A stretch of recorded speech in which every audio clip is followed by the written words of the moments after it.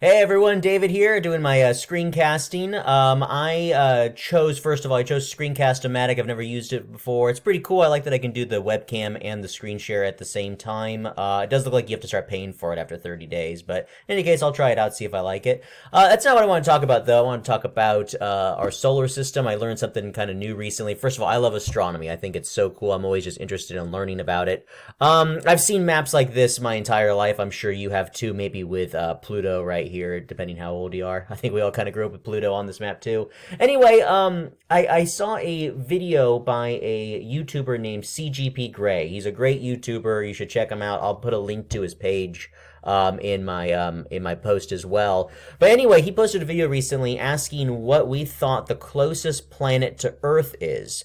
And looking at a map like this, you'd obviously either assume Mars or Venus, kind of like, hey, which one of these just happens to be closer? According to this article I found on Live Science, it says that Venus is the closest, but maybe not, and they kind of go into what CGB Grey talks about why it might actually be Mercury. Reason being is that this is actually a better representation of our solar system, because it's not just a straight line, we orbit. So he does a very good job in this video, kind of showing and explaining why it's actually Mercury. So you're going to see here in a second, right now, Earth is closest to Mercury as they orbit, and here it becomes Venus. But in a moment, it's not going to become Venus again. It's going to become Mercury, and then for a short time, Mars. And then as it keeps going around, the reason why he goes into the later parts of the video, but the reason why is because as we continue to orbit, it's the planet with the smallest orbit that's going to be closest to us as the planets with the larger orbits move further away. You can see right here, Neptune, which is way, out there. You'd assume that Uranus would be the closest planet to it.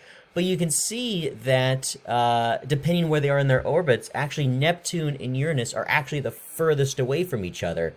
So that was the thing that kind of amazed me in this video, is that Mercury is actually, on average, the closest planet to every other planet in our solar system. Mercury is closer to Neptune than any other planet at any given time. Now, granted, depending on where their orbits are, Neptune might be closer to Jupiter or something else, but on average, Mercury is the closest to every planet in our solar system.